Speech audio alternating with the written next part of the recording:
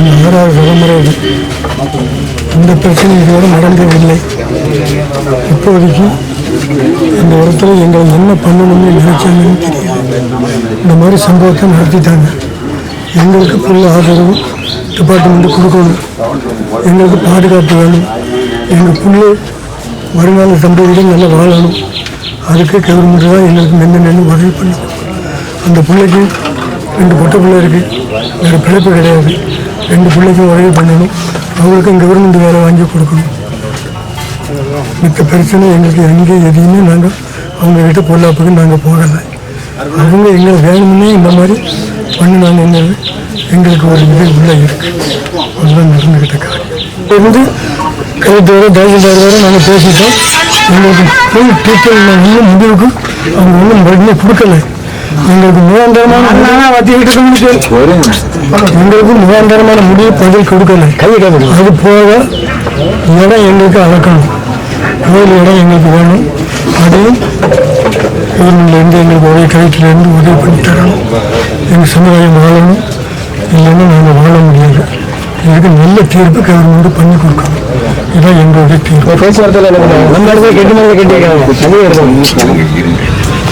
எங்களுக்கு இதுவரை பேச்சுவார்த்தைக்கு அவங்க ஒப்புதல் கொடுக்கல. போலீஸுக்கும் எங்களுக்கும் பிரச்சனை இல்லை. போலீஸ் ஒத்துழைப்பு அது வரைக்கும் நடந்துக்கிட்டு இருக்கு. கலெக்டர் ஆஃபீஸிலேருந்து தாசில்தார் ஆஃபீஸிலேருந்து இதுவரை எங்களுக்கு முகாந்திரம் கிடைக்கல. நல்ல தீர்ப்பு எங்களுக்கு கிடைக்கிற வரை நாங்கள் பாடி வாங்க மாட்டோம். தீர்ப்பு கிடைச்சால் நாங்கள் பாடி எங்கள் மக்கள் பாடி வாங்குவாங்க. 20/4/2001 அன்று இந்த கோயில் சன்னியாசி கோனார் வகைராக்கு பாத்தியப்பட்டது. இது ஒரு சமுதாய கோயிலும் கிடையாது. இது அவங்க ஒரு குடும்பத்தார் கோயில் தான். இவங்க அது வழியா அந்த பூஜை செய்து எல்லா முறையும் செஞ்சுட்டு வராங்க. இந்த கோயிலுக்குள்ள மாட்டு சமுதாயத்தினர் அவங்க ஆதிக்கத்தை கொண்டு வராங்க. இதுல ஒரு கடையில வியாபாரத்துக்கு கடை வைக்கிறதுக்கு அது சம்பந்தப்பட்ட அது சிதம்பரம் என்ற துறை கோனார் தான் வச்சிருந்திருக்காரு. அவரை கடையை காலி பண்ண சொல்லி அன்னைக்கு மிரட்டுறாங்க. அதுக்கு அவர் ஒத்துக்கிறாரு. நான் கடையை காலி பண்ணிடுறேன்னு சொல்லி அதை ஒத்துக்கிட்டுமே அடுத்தால அவர் சமரசம் பேசின ஒரு ஆடியோ எல்லா பக்கம் போயிருக்கும். இது கலெக்டர் எஸ்பி வரைக்கும் போயிருச்சு. அந்த ஆடியோவில் பேசி முடிச்சு ஒரு 1 மணி நேரத்தில் அவர் வெட்டி கொலை பண்ணுறாங்க. கொலை பண்ணி இன்னைய வரைக்கும் இன்னைக்கு 4 நாள் ஆக போகுது. இன்னைய வரைக்கும் அதுக்கு அந்த குடும்பத்துக்கு நிவாரணமோ இல்லை ஒரு வேலை வாய்ப்புக்கான ஒரு ஒப்புதலோ இந்த கோயில் நிலத்தை அளந்து தாங்குங்க அதோ குற்றவாளிகள் உண்மையான குற்றவாளிகள் இன்னும் கைது செய்யப்படலை. சும்மா அவங்க ஒரு போலிக்கு அவங்க பாட்டில் ஒரு கைதை பண்ணிக்கிட்டு இருக்காங்க. இப்போ நாங்கள் எந்த நடவடிக்கையுமே கவர்மெண்ட் தரப்புலேருந்து இன்னும் சரியா செய்யாமல் இது எந்த மாதிரி நினைக்காங்க, இந்த சமுதாயத்தை இளனமாக நினைக்காங்களா இல்லை இந்த மக்களால் என்ன செய்ய முடியும்னு நினைக்காங்களான்னு தெரியல. நாங்களும் அதை ரொம்ப பெருசாக விரும்பல. நான் அவரை நல்லடக்கம் பண்ணணும். இன்னைக்கு அவரை உட்காந்து அந்த சொடலைக்கு நின்று சொல்லிட்டு இருந்தவருக்கு இன்னைக்கு இந்த நிலைமை ஆயிருக்கு. அவர் அந்த இடத்துல தெய்வமா இருந்து இன்னைக்கு இருக்கக்கூடிய மக்களை காப்பாற்றணும். அதுக்காண்டிதான் நாங்கள் இதை பொறுமையா உட்காந்து அவரை நல்லடக்கம் பண்ண நினைக்க. இதுக்கு எங்களை எந்த விதமான இதுக்கும் இன்னும் அரசாங்கம் செவிசாய்க்கல. இதுக்கு என்ன மாதிரி கொண்டு முடிக்க போறாங்கன்னு தெரியல. நாங்கள் நல்ல விதமா செய்யணும்னு போய்கிட்டே இருக்கோம். இப்போ இன்னைக்கு இவ்வளவு நேரம் உட்காந்தாச்சு இடத்த அளக்க வரேன்னு சொல்லி பார்த்தாங்க, இன்னும் வளர்க்கல. இந்த கோயில் சம்பந்தப்பட்ட இது பத்திரங்கள் எல்லா டாக்குமெண்ட்டும் இருக்கு. அதை வச்சுதான் நாங்கள் இன்னைக்கு கேட்டிருக்கோம். இப்போ சர்வே பண்ணி தரேன்னு அப்பா கையெழுத்து வாங்கிட்டு போனாங்க, என்ன தரல. இது நாளைக்கு நாங்கள் கலெக்டர் மாவட்ட ஆட்சியாளர் அலுவலகத்தில் போய் ஆணு பெண்ணு எல்லாருமே உட்காந்து முற்றுகையிடுற மாதிரி இருக்கும்.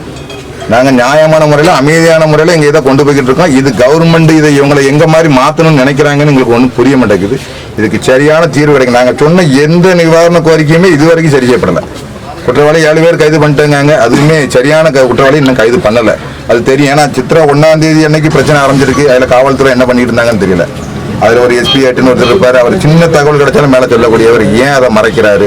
இந்த மக்கள் இன்னும் மிரட்டி இந்த 40 குடும்பம் பாதுகாப்பாக இருக்கணும்னா காவல்துறை ஒழுங்காக செயல்பட்டு அந்த ஆதிக்கம் செலுத்துகிற எல்லாத்தையும் செலவில்லை. அதில் குறிப்பிட்ட நபர்கள் இருப்பான். அவங்கள கண்டித்து அவங்கள ஒடுக்கினா தான் இந்த கோயிலில் இவங்க பூஜையும் வைக்க முடியும்.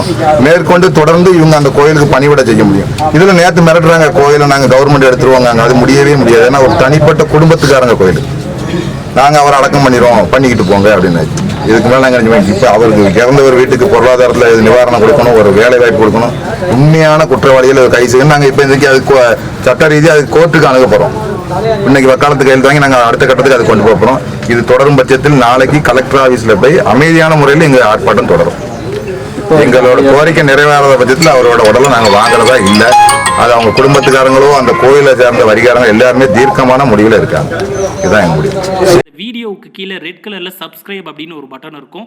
அதை இப்போவே கிளிக் பண்ணிவிட்டு பக்கத்துலேயே ஒரு பெல் பட்டன் ஒன்று வரும். அந்த பெல் பட்டனை அழுத்தி வச்சிங்கன்னா நம்ம சேனலில் போகிற வீடியோக்குள்ளே தொடர்ந்து பார்க்கலாம். நம்ம சேனலில் ஆல்ரெடி நிறைய யூஸ்ஃபுல்லான வீடியோ போட்டிருக்கோம். அதை பார்க்கணுன்னு நினைக்கிறவங்க அந்த சேனல் பேரை கிளிக் பண்ணி உள்ளே போனீங்கன்னா நம்ம போட்டிருக்கிற வீடியோவெல்லாம் இருக்கும், பாருங்கள்.